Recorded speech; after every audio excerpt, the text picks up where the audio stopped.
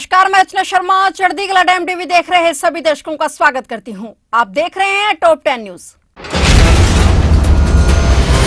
आदर्श चुनाव आचार संहिता लगते ही चुनाव आयोग एक्शन में आ गया है। निर्वाचन आयोग ने मुख्यमंत्री कार्यालयों में प्रभार संभाल रहे गुजरात, उत्तर प्रदेश, बिहार, झारखंड, हिमाचल प्रदेश, उत्तराखंड के गृह सचिवों को हटाने का आदेश दिया है। इसके अलावा बंगाल के डीजीपी को भी हटा दिया गया है। सूत्रों से मिली जानकारी के मुताबिक विपक्ष के किसी नेता ने इसकी शिकायत चुनाव आयोग की वेबसाइट पर की थी। शिकायत मिलने पर फौरन हरकत में आते हुए निर्वाचन आयोग ने इस बाबत आदेश जारी कर दिया। आदेश के मुताबिक चुनाव आयोग ने मिजोरम और हिमाचल प्रदेश के सामान्य प्रशासनिक विभाग के सचिव को भी हटा दिया है। इसके अलावा निर्वाचन आयोग ने बीएमसी यानी बृहन्मुंबई महानगर पालिका के आयुक्त इकबाल सिंह चहल, अतिरिक्त आयुक्तों, उपायुक्तों को भी हटाने का आदेश दिया है। सुप्रीम कोर्ट ने आज एसबीआई को 21 मार्च तक अद्वितीय बांड नंबरों सहित चुनावी बांड से संबंधित सभी जानकारी का खुलासा करने का निर्देश दिया। विशिष्ट बांड नंबर खरीदार और प्राप्तकर्ता राजनीतिक दल के बीच राजनीतिक संबंधों को प्रकट करेंगे। सीजे डीवाई चंद्रचूड़ की अगुवाई वाली 5 न्यायाधीशों की पीठ ने कहा कि इसमें कोई संदेह नहीं है कि एसबीआई को बांड के सभी विवरणों का खुलासा करना होगा। इसमें एसबीआई चेयरमैन को 21 मार्च शाम 5 बजे तक एक हल्फनामा दाखिल करने का निर्देश दिया गया, जिसमें कहा गया हो कि बैंक ने सभी विवरणों का खुलासा किया है। देश में लोकसभा चुनाव 2024 का बिगुल बज चुका है। लोकसभा चुनाव की तारीखों की घोषणा हो चुकी है। इस बीच प्रधानमंत्री नरेंद्र मोदी ने आज तेलंगाना के जगतीताल में एक सार्वजनिक रैली को संबोधित किया। इस दौरान उन्होंने राहुल गांधी पर हमला बोला। उन्होंने कहा कि देश की हर माँ और बेटी शक्ति का रूप है और मैं उनका पुजारी हूँ। मैं इनको शक्ति के रूप में पूजता हूँ और मैं इन शक्ति स्वरूपा माता और बहनों की रक्षा के लिए जान की बाजी लगा दूंगा। प्रधानमंत्री नरेंद्र मोदी ने आगे कहा कि एक और शक्ति के विनाश की बात करने वाले लोग हैं, दूसरे शक्ति की पूजा करने वाले लोग हैं। मुकाबला 4 जून को हो जाएगा कि कौन शक्ति का विनाश कर सकता है और कौन शक्ति का आशीर्वाद प्राप्त कर सकता है।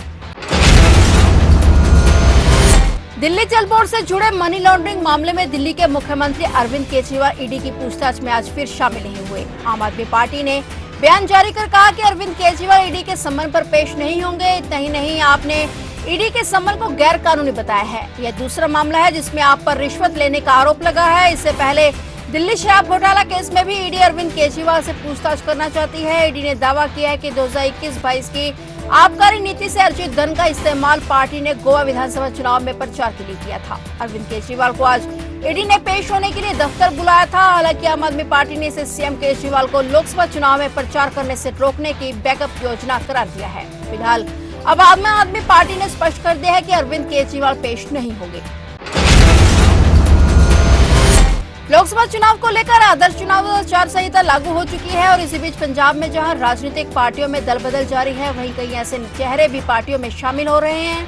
इस बीच बड़ी खबर सामने है कि कई बड़े चेहरे बीजेपी में शामिल हो गए हैं। मिली खबर के मुताबिक श्री दरबार साहिब के पूर्व ग्रंथी कश्मीर सिंह, मजीठिया के पूर्व OSD Rakesh Prashar, retired ADC Ranveer Singh सहित कई बड़े अधिकारी बीजेपी में शामिल हो गए हैं। चंडीगढ़ पार्टी दफ्तर में पंजाब बीजेपी प्रधान सुनील जाखड़ ने सभी को पार्टी ज्वाइन करवाई। बिग बॉस के विनर और सोशल मीडिया पर मशहूर यूट्यूबर एल्विश यादव को कल नोएडा पुलिस द्वारा गिरफ्तार कर लिया गया था। सांपों की जहर की कथित खरीद फरोख्त मामले में कल पुलिस अरेस्ट कर उसे अपने साथ ले गई। इस दौरान पूछताछ में उसने अपने ऊपर लगे आरोपों को कबूल कर लिया है और साथ ही ये भी बताया कि पार्टी में शामिल आरोपियों के साथ वो पहले भी रेप पार्टियों में मिल चुका था। उस पर आरोप था कि वे पार्टियों में सांप और सांपों के जहर की सप्लाई करता था। एल्विश यादव ने कबूल किया कि नवंबर में गिरफ्तार किए गए आरोपियों के साथ उसका पहले से संपर्क था और उनसे जान पहचान भी थी। फिलहाल एल्विश यादव को 14 दिनों की न्यायिक हिरासत में भेजा गया है। दिल्ली शराब घोटाले के मामले में पूर्व डिप्टी सीएम मनीष सिसोदिया ने राउंड एवेन्यू कोर्ट में जमानत के लिए याचिका लगाई है। ट्रायल कोर्ट के समक्ष सिसोदिया की याचिका पर सीबीआई की तरफ से अपना जवाब दाखिल किया गया। सीबीआई ने मनीष सिसोदिया की जमानत अर्जी का विरोध किया।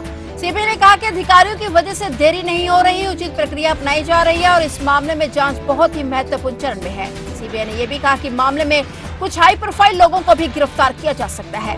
वहीं उन्होंने यह भी कहा कि सिसोदिया पूरी साजिश के मुख्य आरोपी और सरगना है। सिसोदिया का संवेदनशील दस्तावेजों और सबूतों से सामना कराया गया और वह सबूतों के साथ छेड़छाड़ कर सकते हैं। जिस दिन केस दर्ज किया गया था उसी दिन पूर्व डिप्टी सीएम मनीष सिसोदिया ने अपना फोन नष्ट कर दिया था। राउंड एवेन्यू कोर्ट में मामले की अगली सुनवाई अब 22 मार्च को होगी।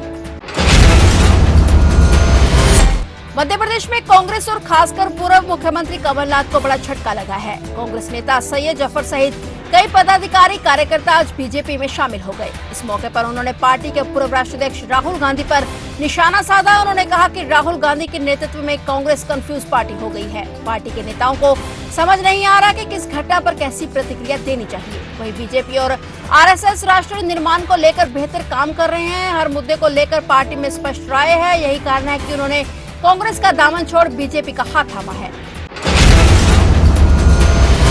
पंजाब में अप्रैल 2024 में स्कूलों में शुरू होने वाले नए सत्र में अध्यापकों की कमी को पूरा करने के लिए शिक्षा विभाग ने अहम फैसला लिया है। School of eminence meritorious school को लेकर SCERT और डाइट में स्टाफ तैनात कर दिया गया है। विद्यार्थियों की पढ़ाई में कोई रुकावट न आए, इसके लिए यह कदम उठाया गया है। चुनाव आचार संहिता लगने से पहले ये आदेश जारी किए गए थे। इसके चलते स्टाफ को पहल के आधार पर ड्यूटी ज्वाइन करने के लिए कहा गया। स्कूल ऑफ एमिनेंस में 71 लेक्चरर को राज्य भर में लगाया गया है। शिक्षा सचिव किशोर यादव द्वारा आदेश जारी किए गए थे।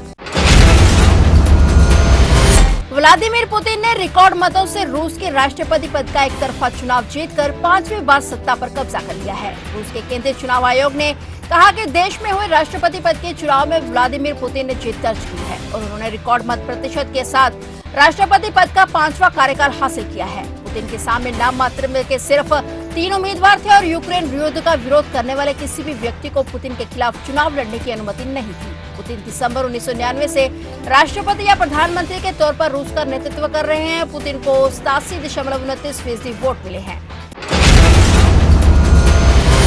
फिलहाल टॉप 10 न्यूज में इतना ही और नए समाचारों के साथ फिर से हाजिर होंगे। तब तक के लिए देखते रहिए चढ़ती कला टाइम टीवी।